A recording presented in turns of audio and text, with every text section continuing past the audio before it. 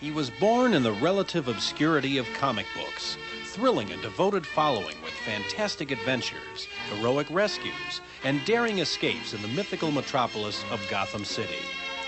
As a hero of Saturday afternoon movie matinees, he captured the imaginations of throngs of film fans who eagerly awaited each week's chapter of his movie serials.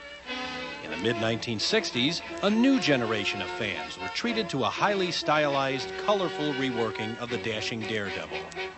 And in 1989, more than 50 years after his debut, he has become a worldwide sensation and a multimedia star of one of the most phenomenally successful movies of all time. He is Batman.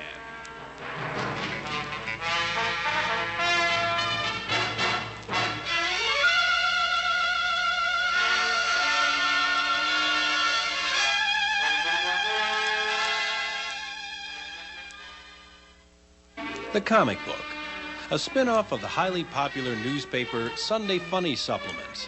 The illustrated magazines became an instant hit with young and old alike when Depression-era distribution began to rise in the early 1930s. An array of colorful characters involved in exciting, romantic adventures helped ease the reader's problems during the most depressing Depression days. As the decade neared its end, one comic hero reigned supreme. The Man of Steel, Superman. This amazing stranger from the planet Krypton, the Man of Steel, Superman. Possessing remarkable physical strength, Superman fights a never-ending battle for truth and justice, disguised as a mild-mannered newspaper reporter, Clark Kent. But the fight against evil was a huge undertaking, and public demand for newer crusaders of justice was constant. Bob Kane, a writer and illustrator for Detective Comics, was primed for the task. As the free world began to arm itself for a war which seemed inevitable, artist Kane envisioned a hero who would uplift the spirit of America. Kane analyzed the charismatic villain in the Mary Roberts Reinhardt novel The Bat, who wore a mask over his face and took on a mysterious bat-like image to both intimidate his victims and foil positive identification for his crimes. The novel was filmed as a silent movie in the 1920s, and Kane took note of the visual flamboyance of the masked bat. It seemed perfectly suited for the action-packed pages of comic books. Altering the persona to that of a crime fighter and emphasizing the nocturnal nature of his namesake, Kane presented the Batman to the world in Detective Comics number 27. But unlike other superheroes of the era, Kane painted Bruce Wayne not as a born believer in the truth, justice, and American way, but rather as a crime fighter whose primary motivation is vengeance. As a child, Bruce Wayne watched as his parents were gunned down by a jewel thief. Years later, embarking on the crime-fighting campaign of his own invention, but lacking the distinctive persona with which to accomplish it, Wayne saw a bat fly through the window of his den, and his Batman counterpart was instantly formed. Kane created the name Bruce Wayne from a combination of two sources: Robert Bruce, a hero of the British Isles, and Mad Anthony Wayne, a dashing figure whose early exploration of the Indiana, Kentucky, and Illinois territories and countless confrontations with native Indian tribes made him a living legend of the colonial era. Batman was an instant hit with comic book fans, and his adventures, which featured Bruce Wayne's devoted butler Alfred and the eternally baffled city chief Commissioner Gordon, began appearing regularly as the United States went to war in the 1940s. Bruce Wayne's young ward, Dick Grayson, was also added to the comic book's cast of characters, and, becoming Batman's sidekick Robin, altered the Caped Crusader's image, changing it to the Dynamic Duo. Grayson grew up in a family of circus performers. One night, as he looked on, his mother and father were killed in a fall from the big top, an accident that was later discovered to be murder. With Batman's help, the evil perpetrator was brought to justice, and Bruce Wayne, realizing that Grayson's tragedy mirrored his own, became guardian to the youthful orphan. Together, they conquered every evil imaginable and provided comic book adventures that galvanized America's youth during World War II's darkest days. But adults turned to the movie serial, a staple of 1940s culture, which provided escapist entertainment in the form of cliffhanging 12 to 15 episode action films. Batman exploded on screen for the first time in 1943. Lewis Wilson was cast as Batman in the 15-chapter serial, produced by Columbia Pictures and featuring the youthful Douglas Croft as Robin. Week after week, thrill-seeking audiences were treated to such chapters as Mark of the Zombies, The Living Corpse, Embers of Evil, 8 Steps Down, and The Doom of the Rising Sun. The plotline of the serial pitted Batman and Robin against an evil Oriental mastermind, Dr. Dacca, played by character actor J. Carrol Naish. As anti-Japanese sentiment ran high during this wartime release, many racist and anti-Oriental remarks were woven into the dialogue. By the time the 15 chapters of Batman had run its course, Batman had dealt with a variety of insidious super-scientific devices, zombies, plane crashes, saboteurs, and even ravenous alligators.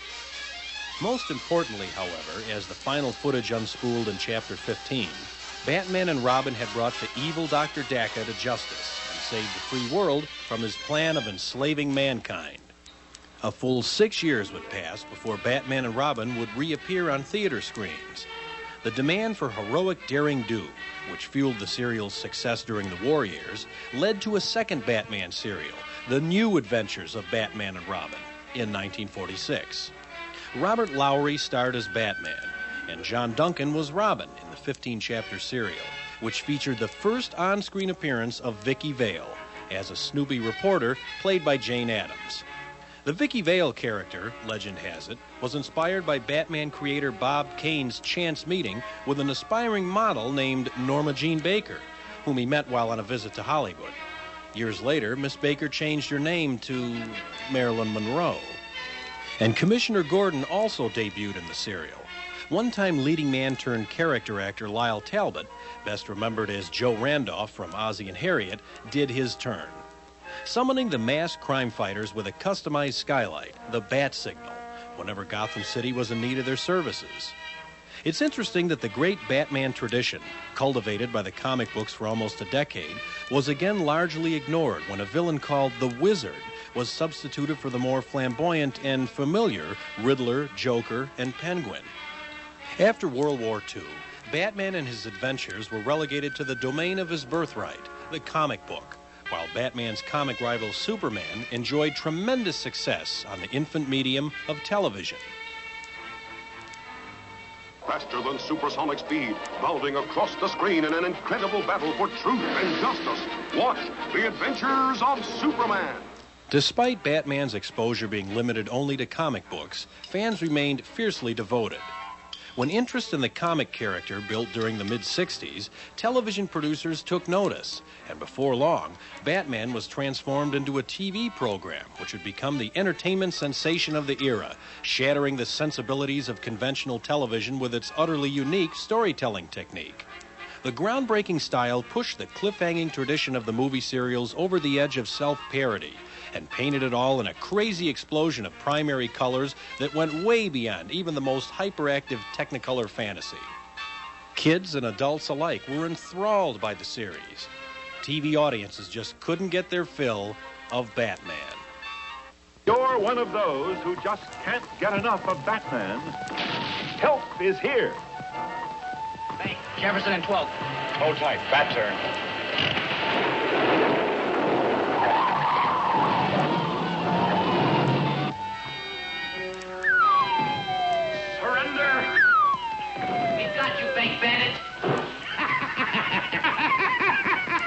I order you to surrender. I hope this doesn't depress you.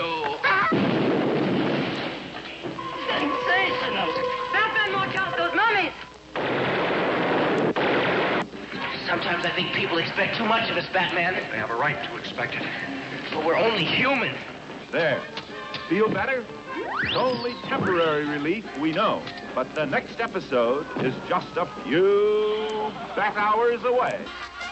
Actor Adam West was cast as Batman and became an instant celebrity as a result.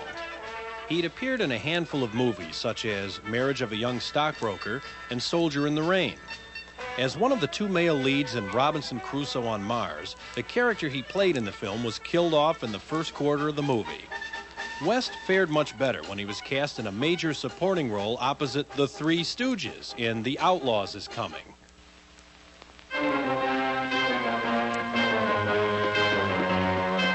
For the first time, the West's greatest outlaws in one great epic. The Outlaws Is Coming. And the Stooges is ready.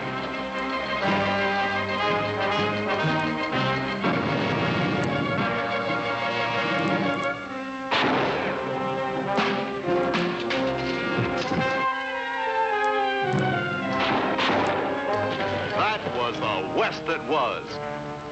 Antiope, Buffalo, Indian, the U.S. Cavalry,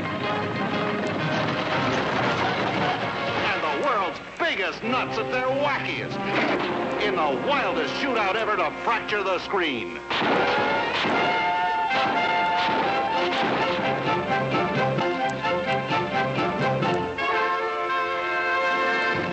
West had appeared in a number of TV pilots which failed to become continuing series, and it was while working on one such doomed pilot in the fall of 1965 that he was spotted by Batman producer William Dozier, and West suddenly found himself in cape and mask. 19-year-old Burt Ward became Robin, the boy wonder. Ward had been a champion ice skater at the age of 2 in his father's Rhapsody on Ice skating show. As a teen, he became a karate expert and a high school decathlon champion. Hoping for a bit part, Ward walked into Dozier's Batman audition in late '65, and while he had no previous professional acting experience, he emerged as both the definitive Robin and the world's newest teenage heartthrob. The Batman series was more than just an entertainment phenomenon. It was one of the most innovative programs in the history of television, presenting 2 primetime half-hour episodes per week, and linking them with a dramatic cliffhanger that borrowed directly from the motion picture serial tradition. Week after week, the Cape Crusader copes with the tricky traps of vicious villains. Will the time arrive when the Cape crime fighters come too close to the jaws of death? Holy metronome, what a feat! Punched in the player piano rolls. Watch Batman in color. Week after week, new viewers tuned into the program and escalated the show's popularity. Even the traditionally purist comic book fans applauded the campy tone and lighthearted characterizations, which were far removed from the comic's darker tone. A large measure of the program's appeal was due to the inventive gadgetry employed in every episode. Guadalcanal, Batman. What now? What now? Why, everything's new as Batman and Robin battle crime with a battery of wonderful new Batnovations. The Batcopter, the Batboat, the Batcycle, and Flash, a late bulletin from the Cape. 3, 2, 1. The Bat Rocket blasting off. See the dynamic duo dangle from new heights of danger. Careful, Robin. It's quite a drop. See them batter their way through new bat ventures with old friends. Correction fiends. Holy dark canyon. I'm not just pussyfooting around this time, Batman. Meet their wild, weird new Batversaries, the archest criminals of all crime. Be with Batman and Robin weekly, in color, of course. While all of the crime-fighting devices used by Batman and Robin bore the personal stamp of the Caped Crusader, the ultimate gadget they had was the astonishing Batmobile. It had a bulletproof windshield, radar scope, trouble beam, anti-theft device, parachutes for brakes, and tires that reinflated if they were punctured by bullets. And shooting the bullets were the most hilariously stylized villains in television history. There was the Catwoman, originally played by Julie Newmar. For 2 seasons of the series, she appeared as a sexy femme fatale who always had a sassy, snappy response to anything Batman would say. Although they were on opposite sides of the law, it was apparent that she had a very strong romantic interest in the Caped Crusader, which he totally ignored. When Newmar left the series to do a feature film, she was replaced by singer Eartha Kitt. who continued the tradition of adding an underlying purr to every sentence. And then there was the Joker. This character was inspired by actor Conrad Veidt's portrayal of the tragic Gwynplaine in the silent movie The Man Who Laughs. To Batman, the Joker became the clown prince of crime. In the TV series, the Joker was brought to life by Cesar Romero, who had portrayed dozens of Latin lovers and sophisticated, romantic leading men in countless movies. Romero's Joker possessed a wild, maniacal laugh and always appeared in a thick, grease paint clown makeup. Veteran actor Burgess Meredith, star of such films as Of Mice and Men and The Story of G.I. Joe, appeared as the Penguin. Bedecked in a tuxedo, the Penguin, with his pencil-thin putty nose, always sported an umbrella which concealed a variety of lethal weapons. Meredith affected a penguin-like waddle and punctuated his speech with sardonic bird-like squawks. The Riddler featured Frank Gorshin, who had created a sensation as a nightclub impressionist, as the villain who would taunt Batman and Robin by leaving clues, always in the form of a riddle, to crimes he was about to commit. The Riddler costume was highlighted by a large question mark, in keeping with his keep-them-guessing persona. Like the Catwoman, the Riddler part also saw a change of actors when John Astin stepped into the role in the series' final year. David Wayne portrayed the Mad Hatter, a character from the Batman comic books of the early 1960s, whose secret weapon, the Super Instant Mesmerizer, is concealed in his high hat, enabling him to kidnap victims with the greatest of ease. Bookworm was a villain with a decided literary bent. His evil schemes borrowed directly from the plots of great criminal novels, stories, and plays. He was played by Roddy McDowall. Anne Baxter as magician Zelda the Great and Victor Buono as King Tut helped round out the pantheon of villains who appeared numerous times on the program. The Rogues Gallery also included George Sanders, Otto Preminger, and later Eli Wallach, all as Mr. Freeze, Art Carney as the Archer, Van Johnson as the Minstrel, Shelley Winters as Ma Parker, Liberace as Fingers, Carolyn Jones as Marcia, Queen of Diamonds, Cliff Robertson as Shame, Dina Merrill as Calamity Jan, Roger C. Carmel as Colonel Gum, Jacques Bergerac as Freddie the Fence, Ethel Merman as Lola Lasagna, Leslie Gore as Pussycat, Barbara Rush as Nora Clavicle, Ida Lupino as Dr. Cassandra Spellcraft, Zsa Zsa Gabor as Minerva, and Malachi Throne as Falseface. The villainous roles of Batman became highly sought-after parts in Hollywood. One reason so many major stars clamored to get onto the show was at the insistence of their Bat fan children and grandchildren. Although many of the performers had enjoyed remarkable cinematic success, to their kids they weren't real stars until they did a guest shot on Batman. Dozens of celebrities appeared in brief cameo parts during the course of the series. Familiar faces included Jerry Lewis, Dick Clark, Sammy Davis Jr., Werner Klemperer as Hogan's Heroes Colonel Klink, Ted Cassidy as Lurch, Art Linkletter, Edward G. Robinson, George Raft, and even Santa Claus, who first met Batman in the comic book days. The show's success took the TV Batman to big theater screens at the end of the program's first season. Batman, a full-length feature, was released in the summer of 1966, with actress Lee Merriweather taking over for Julie Newmar as Catwoman in this outing. Everyone, flee for your lives! Emergency. Batman speaking. Warning all of you to brace yourselves for big news. The biggest. Tell them, Robin. Holy superlatives, Batman. It's really exciting. Soon, very soon, Batman and I will be batapulting right out of your TV sets and onto your theater screens. That's right, Robin. Our first full-length motion picture feature in color opens a whole new world of thrills.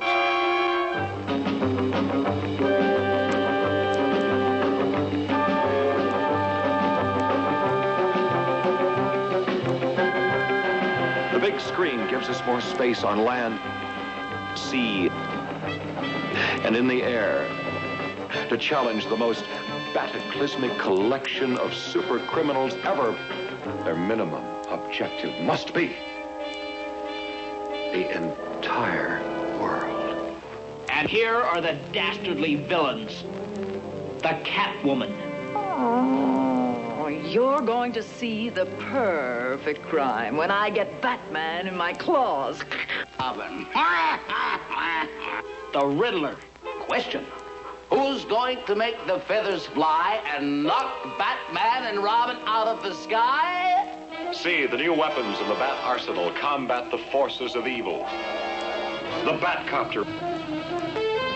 The exploding, man-eating shark. Holy sardine! The relentless Megaton Magnet. The unholy Quartet's secret submarine. Fire one! Fire one! The Batboat in action.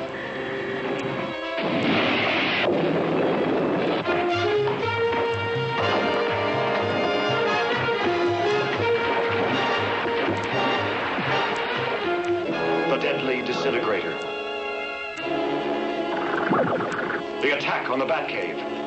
Holy hallucination! You'll blast through the skies on these mad, manned missiles. And you'll be with me, Robin, at the Bat Scanner, eavesdropping on Batman's romance. And you'll shudder at the death-dealing Polaris missiles. Brace yourself, Robin. This could be the end. The movie was originally scheduled to be made as a pilot for the TV series, but after the program's sudden debut as a mid-season smash hit, the film version stood on its own as a box office sensation. The movie served to fan the flames of Batman's popularity and ushered in the era's most explosive new catchword, Batmania.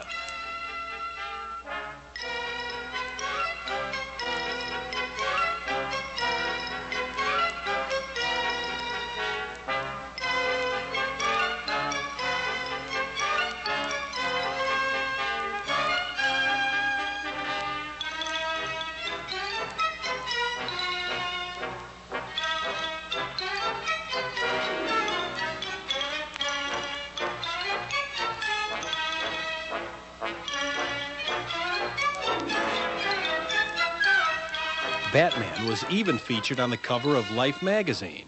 This gentleman to my right is a copy of Life magazine, the cover. I've just signed it. Do you realize how much this is now worth?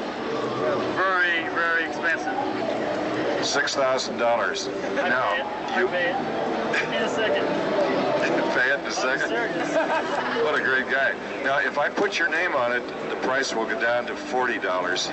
Do you want your name on it? Do you want it? Could I have my name on this? You want your name on that instead? Yes. His toys, gum cards, and clothes were staples in every household. And his comic books, which had started it all nearly 30 years earlier, were being embraced by an entirely new generation of converts. As Batman and Robin began their second season as TV superstars, they hosted a special preview of ABC's 1967 programs, which showcased the tongue-in-cheek humor that had become their signature.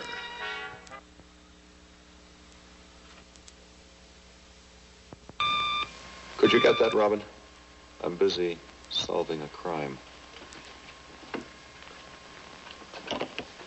Batcave, Robin speaking. It's Commissioner Gordon. I better take it. Hello, Commissioner. What's the trouble? I see. That sounds serious. We'll be right over. What's wrong, Batman? Someone has stolen a show from this fall's new season of ABC programs. Holy grand larceny.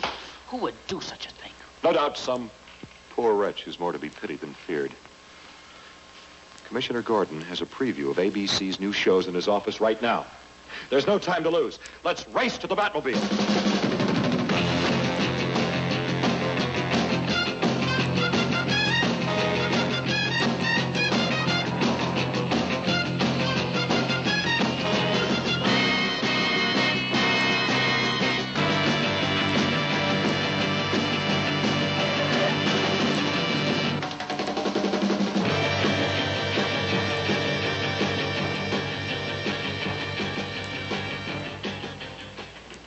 Commissioner, let's... He's not here. Yes, I sensed that the second I saw the room was empty. What's this? It's a Bat Mike Review cartridge I invented for the commissioner last week. It should have all the ABC fall shows on it. Let's check it against the schedule. I'll just slip this cartridge into this special set and see if it's been tampered with. Ordinarily, Robin, your Aunt Harriet and I don't permit you to watch television until after you've done your homework and caught your criminals. But I'm afraid we'll have to make an exception this time.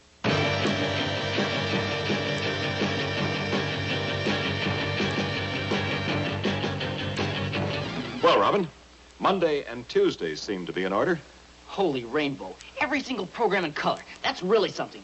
And look, our own daring adventures are on twice a week, just like last season. Careful. Remember, Robin, a boy wonder should be modest. Batman's success led to the TV revival of another comic book hero, the Green Hornet, who was not only given his own show, but also made a guest appearance with his sidekick Kato, karate champ Bruce Lee, on Batman's second season. The Green Hornet. That legendary nemesis of crime with his loyal companion Kato thrilled most of us as kids in one of radio's longest runs. Let's push this aside, Kato, and go through. I'm with you, boss.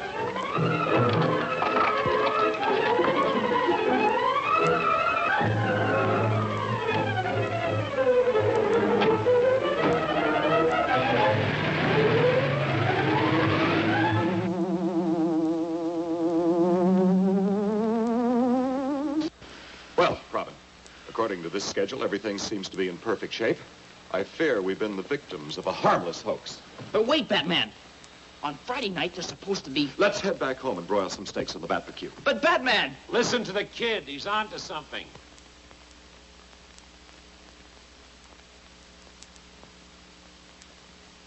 There's someone under that desk.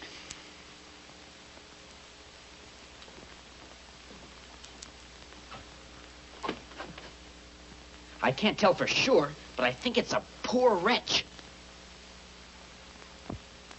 Holy ad-lib! He looks familiar. Are you Milton Berle? If I'm not, I had a lot of fun using his credit cards. Come on, Burl. Did you say I was wanted for murder? That's right. What do you mean? ABC wants you to murder the people every Friday night, starting this September at the stroke of 9. Holy affiliates. What's my sentence? 5 years. 5 years. Holy residuals. 5 years, that'll be beautiful. Below the line will be 80,000. Give 15 to send to my agent. New villains in Batman's sophomore year included Egghead, played by Vincent Price, and the Puzzler, impersonated by Maurice Evans. Tallulah Bankhead gave the final performance of her career as the Black Widow.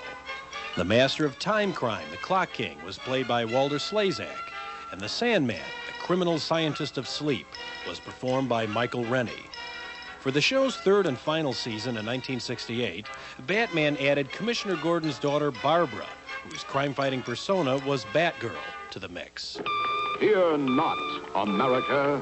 They're still on duty. That legendary duo, still humbly withholding their true identities under the guises of a noble flying rodent and a commonplace backyard bird. To the Batmobile. But what's this? That's no tricycle, citizen.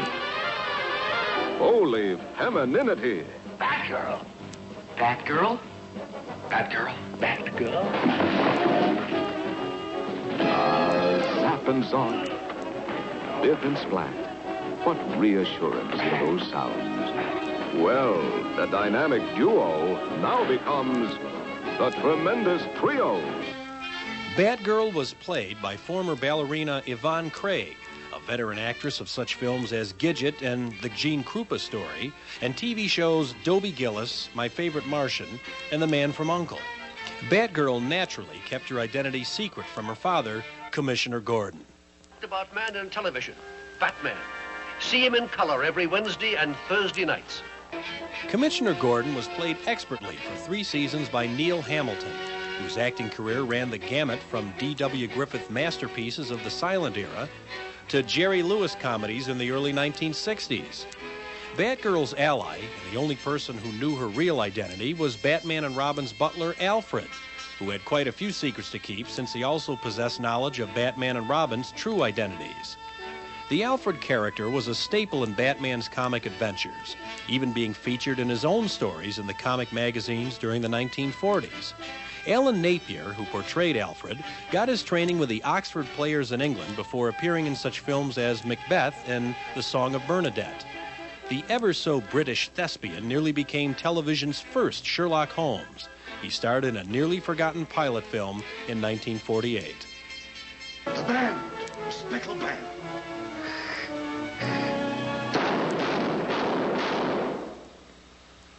Swamp adder. Roylett must have died within 10 seconds of being bitten.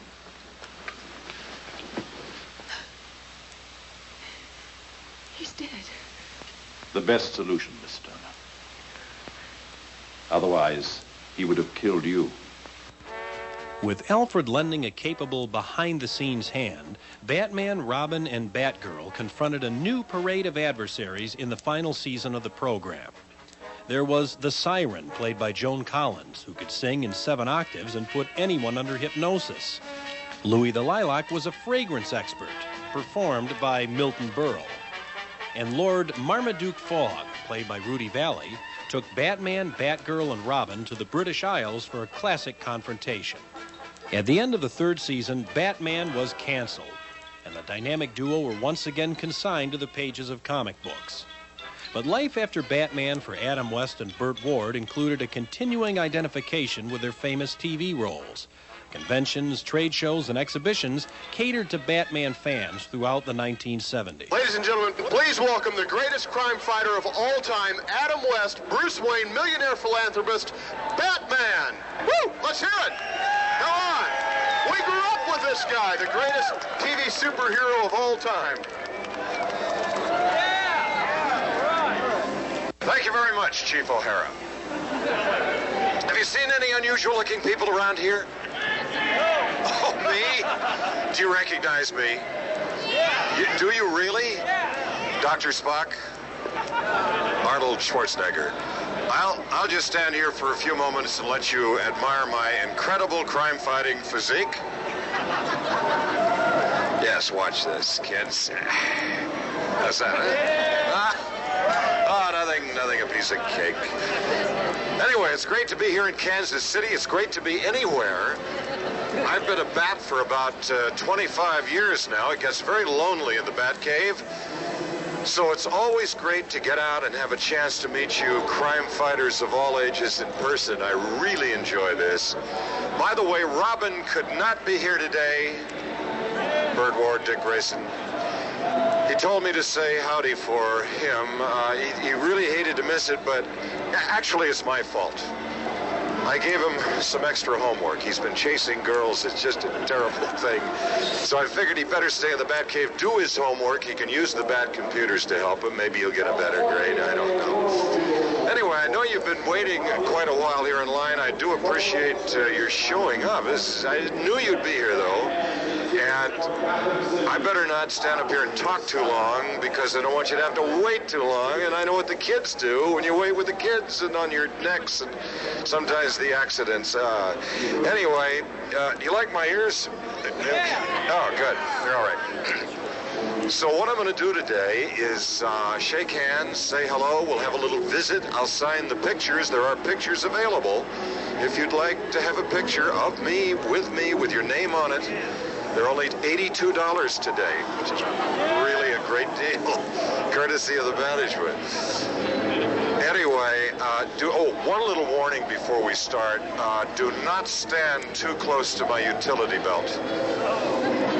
It's full of dangerous, highly explosive crime-fighting equipment. I have my bat gas here, my Batarang, shark repellent, a peanut butter and jelly sandwich over here. I wear my cape proudly.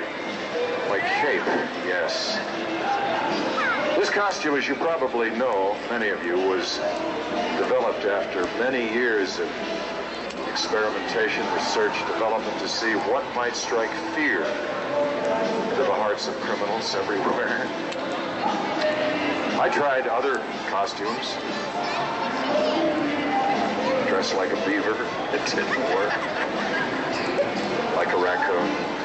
Finally, I hit upon the costume of a giant bat. It does strike fear. It was apparent immediately. Let's see, who looks crooked? Obviously a criminal. Watch the reaction. See right away. Anyhow, it's a lot of fun being Batman. You people have been so nice, so wonderful to us over the years. It's a warm thing, you know, and people want to be accepted. They want to be loved when they go on a stage, I guess, or in front of a camera. So you've made all that possible for the old Bat. This is great. Batman entered the 1980s with a revisionist comic book presentation by Frank Miller, which brought him an entirely new audience of sophisticated adults. Published by DC Comics in 1986, The Dark Knight Returns replaced the traditional Batman persona with an epic 200-page psychological adventure. It told the story from the point of view of a depressed 55-year-old Bruce Wayne and delved into his tormented, vengeful spirit. The new graphic novel sparked a renewed appreciation of the Batman TV show and led to numerous reunions with the original cast. One of the earliest cast get-togethers was held at the fashionable Stock Market nightclub in Los Angeles. TV and news reporters practically outnumbered the fans at the event. The crowd on hand was treated to the sight of the show's original stars, looking as if they had just stepped off a soundstage in 1968, nearly 20 years earlier. Adam West declined an offer to don the familiar bat cowl. Amateurs I've ever seen. It is an amateur, definitely. It really is. It's very good, except he's had a lobotomy. You can tell. Oh, come on, you got to try it on, please. The stock market gathering sparked an incredible amount of media attention. With newspaper coverage, radio talk show interviews, and TV news cameras recording footage of the reunion for the late news, it appeared that Batmania was about to make an inevitable comeback. Even the TV program's Batmobile continued to roll up mileage as it made its way to numerous auto shows, shopping malls, comic book conventions. Anywhere the auto toured, crowds gathered. The original vehicle used on the Batman TV series had been consigned to the studio's back lot, where its condition had deteriorated. Refurbished at a cost of more than $150,000, the classic was then heavily insured and traveled between appearances with an ever-present contingent of armed security guards.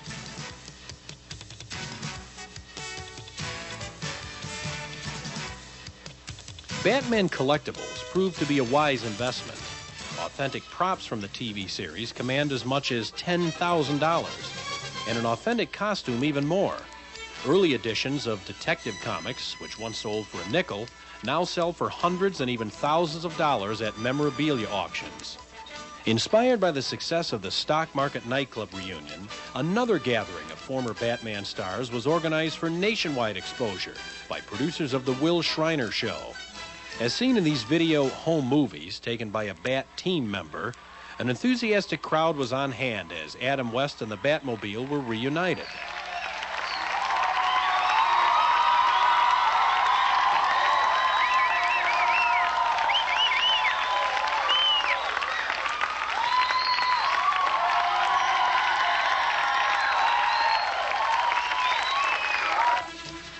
The highly rated show gave cast members the opportunity to reminisce, answer trivia questions, and share many interesting anecdotes relating to their lives on Batman. Not to be outdone, another program, The Late Show, staged what was to be the ultimate cast reunion. An elaborate Bat Cave was created for the special, with the original Batmobile itself serving as the centerpiece for the stage. In addition to Adam West, Burt Ward, and Yvonne Craig, both of the series' Catwomen, Julie Newmar and Eartha Kitt, were on hand, as was Frank Gorshin, who bedeviled Batman and Robin as the Riddler. Good. Get a picture of her there. You're welcome. Good night, Ellen. He has his own butler. Sadly, the program marked the final public appearance of Alan Napier, who passed away just days after these video home movies were taken. With interest in Batman running hotter than ever, the next chapter of the Batman saga was about to unfold. By the late 1980s, the Caped Crusader was ready to celebrate the 50th anniversary of his creation and make motion picture history in the process. Exploding across America on June 23, 1989, the Batman movie became an instant sensation, shattering box office records in every state of the Union and ushering a new generation of fans into Bruce Wayne's mysterious and legendary saga. The movie's approach borrowed heavily from the dark persona and completely avoided the fun-loving humor of the television series. And Michael Keaton's controversial casting in the Batman role was another innovation, presenting Bruce Wayne as a readily identifiable everyman. Vicki Vale was played by the sleek Kim Basinger, a veteran of such films as 9½ Weeks and Fool for Love. Familiar characters such as Commissioner Gordon, played by veteran character actor Pat Hingle, and Alfred the Butler, enacted by Britain's Michael Gough, helped round out the contemporary cast. But it was Jack Nicholson as the Joker who took the Batman phenomenon to new levels of hysterical absurdity. While Cesar Romero's TV incarnation was an acknowledged masterpiece of over-the-top acting, Nicholson's Joker brought a malevolent exuberance to the screen and effortlessly transported the garish villain to a threshold of popularity rivaling Batman himself. The Batman movie set box office records, earning its first $100 million more quickly than any other film in history, and its merchandising eclipsed all marketing forecasts, chalking up billions of dollars among its 130 toy, clothes, and bubblegum card licensees. Nearly 40 different varieties of Batman t-shirts appeared on the market, and nearly as many variations of jackets and caps accompanying them. One LA store sold 7,000 packets of gum cards in 6 days. A music video starring Prince was run almost hourly on music cable television, and the movie's soundtrack music album quickly sold out upon its release. The excitement generated by the new feature-length Batman spurred yet another revival of the 1966 TV Batman. Once again, Adam West and Burt Ward mounted the Batcycle to re-promote the original TV program. As seen in this behind-the-scenes footage, the pair were as comfortable as ever in promoting their famous alter egos. And I'm Burt Ward, otherwise known as And the Boy Wonder. Batman is bigger than ever, and now's the perfect bat time for audiences to get another look at all 120 half hours of one of the best produced and most successful shows in the history of television. Julie Newmar was also enlisted to assist in the studio's campaign to promote the series. Here she displays some of her famous feline allure, proving it to be as potent as ever.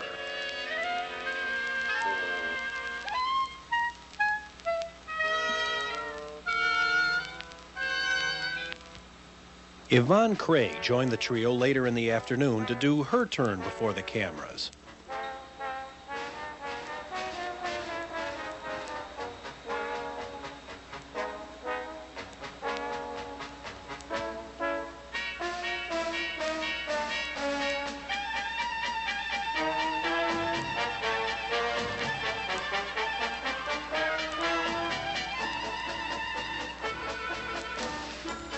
Perhaps the most interesting sidelight of the shooting was the fact that the interior footage was shot on the same sound stages where the series was filmed 2 decades earlier. A new set was constructed, incorporating many authentic 1960s props. At the end of the series' 3rd season, the original sets were dismantled and destroyed. Just as the final walls fell, a call went out to reassemble the cast and crew for work on an additional season of shows, which were to be broadcast on another network. But the sets had already been destroyed, and plans to bring the series back crumbled just as quickly. Fans can only speculate as to what new villains the potential 4th season would have prompted. At the present time, there is a great deal of speculation as to the direction an inevitable sequel to the 1989 Batman will take. Hollywood gossip hints that Robin Williams may be the next Riddler. Danny DeVito is being considered as the Penguin. And talk of Cher as the Catwoman has set the Hollywood rumor mills churning. One thing is certain, the roles of Batman villains will become the most sought-after parts in movie history. While The Adventures of Superman, Star Wars Luke Skywalker, And even the Ghostbusters involve superhuman dynamics in their quest for truth, justice, and the American way. Batman's power rests entirely within himself. His bat image is undertaken as a means of self-preservation while fighting crime. If Batman should fail, Bruce Wayne, under the mask, can still be a success. But the image also conjures an inner strength and belief in self, enabling Batman to triumph in instances where Bruce Wayne, without the mask, would otherwise fail. This all adds up to a vividly complex and continually fascinating character, whose singular acts of heroism reflect our own moral choices more directly than any other comic book, television, or movie character ever created. For 50 years, he has been our hero. And his legacy will no doubt continue for generations to come. I don't know who he is behind that mask of his, but I do know when we need him. And we need him now. Yes, Commissioner. Can you come to headquarters right away?